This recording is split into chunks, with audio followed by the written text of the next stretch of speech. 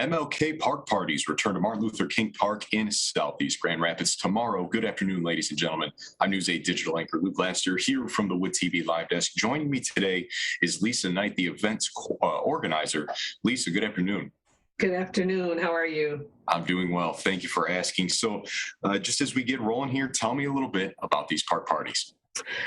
So the park parties are a partnership with the African American Arts and Music Festival and the Grand Rapids Public Library, and we wanted to do some work together in the community because the African American Arts and Music Festival has been around for a number of years, but we typically have done our large events downtown at Calder Plaza, and then during the pandemic we moved over to Studio Park because it was a more contained area, but we really wanted to be intentional about reaching out into our community and bringing services and resources to them, and just a little bit of fun to help people get out to enjoying the parks even more and enjoying art and music and pulling in the library. They put on a whole kids corner where they give away books and they have activities and different things for our community to get engaged in. So that's what came of that. We really wanted to continue to be intentional about doing things in the community, not just for one day,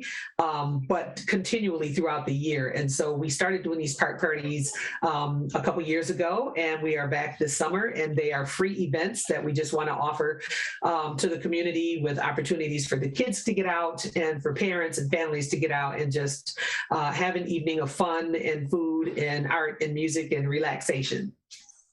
So on the flyer that I saw, 3 different ones here. We have June, July, and August. The next one, the second one is tomorrow. 3 different themes there.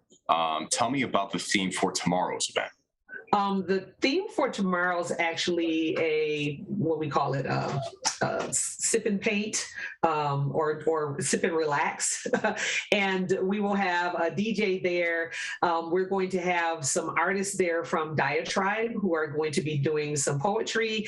And then we have someone who will lead a paint session for the participants that are there. So we had canvases and paint and all kinds of art supplies that had been donated from the Grand Rapids Public Library, and they will have a specific piece of artwork that they'll be able to utilize, and then people will be able to paint and to just kind of sit back and relax and be a part of nature and enjoy their family and their kids and the camaraderie, and just a time to gather families together. So going back to that one in June, we had game night. We have the one tomorrow is kind of art immersion, and then looking forward to August there, haircuts and supplies, kind of on the theme of the back to school. Why pick those specific themes? In the summertime, when we chose the game night, it was a time to, again, with school just getting out, for kids to be able to come together, and families really, and learn different things. So we have a lady there who actually runs a chess club at Martin Luther King Park, and she was working with some of the young people, teaching them chess. And we had some of the large yard games like Connect Four and Jenga and Tetherball. And it's just an opportunity to, one, enjoy Martin Luther King Park, because there used to be so much activity that happened in that park when I was a kid, and I really enjoyed being able to go and just spend time in the park.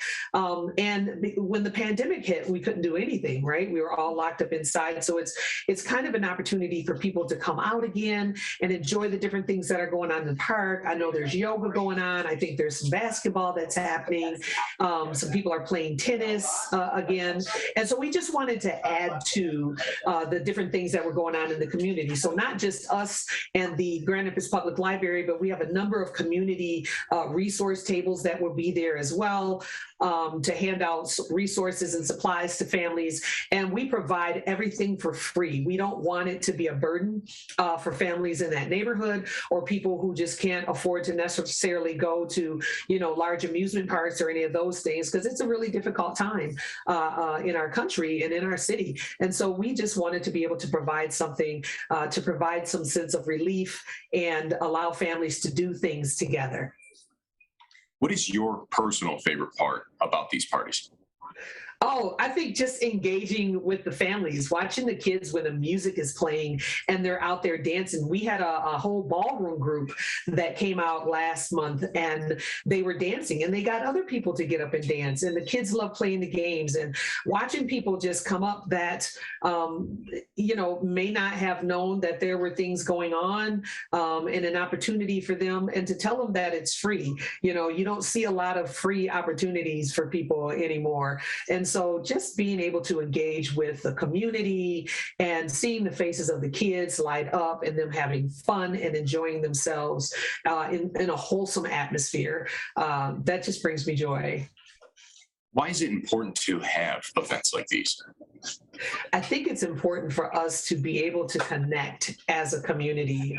Again, during the pandemic, everyone was, they were in their homes and they weren't able to get out. And a lot of things came out of that time, right? And addressing mental health issues, right? Parents that had to work and their kids were at home by themselves and kids being able to have constructive things available for them to do, even if there was no one at home with them. And then having opportunities to have food. I mean, sometimes people don't have access to that, right? And so being able to provide, a healthy meal for our young people and for our community, I think it's important that we engage with one another, that we care for one another, that we sit around and talk and listen and share stories and lift one another up. And that's what we're all about, is just supporting not only the African American community, but our community as a whole. And so we just hope to be able to provide some necessary tools that people can utilize to help them just move together, move forward, and to really get through this time and we get back together as a nation. Kind of along those same lines, why do something like this for the community? Why not? I mean, I am always about doing and giving and providing opportunities and resources for other people because I remember a day when all of my children were at home, and I have quite a few. So it was very interesting trying to build a schedule, especially when school's out, right? And you're used to them going to school. They can have breakfast at school. They have lunch at school. They come home. They have dinner. I have a school across the street from my house, so my kids could go over and play, and they had that opportunity available for them. And a lot of times families don't have those opportunities. So if we can find ways to give back to our community, and that's what this is all about. We don't charge a thing for anyone to come. We want to give back. We're not allowing people to come and sell products because people may not have the money to buy anything. So we want them to be able to access resources that could help their home, help their children in the future, things that they may not have known about. We want to make sure that our community has something that they can do and hold on to that's a constant in their lives, especially during this time in our lives, in our city. We just want to make sure that we are doing the best possible work to be our brother's keeper. Again, looking at tomorrow's event in particular, if you could share times, details, specific location, address, things like that. Yes. So the event itself is held at Martin Luther King Park on the corner of Franklin and Fuller. It runs from 6 to 8 p.m. Again, and we start right on time. We will have a DJ there. We have members of Diatribe who are coming to share their poetry and their artistry. We have an artist that is coming to help lead and guide people through a painting experience. But there'll also be a number of resource tables that are there for families. We bring a number of resources ourselves for people to be able to access. There's also other games and activities that kids can get engaged with and families can get engaged with. The Grand Rapids Public Library has a whole section where they have books that they give away for kids, and they have crafts and things for them to do in that space. And it's just a time for us to partner together and to have a good time. So we encourage everyone to come on down. We had a great time last month. We're expecting just as great a time this month. And we're looking forward to what's going to happen on next month. So please come on out and enjoy the time. I look forward to meeting you and talking with you. And we'll see you real soon.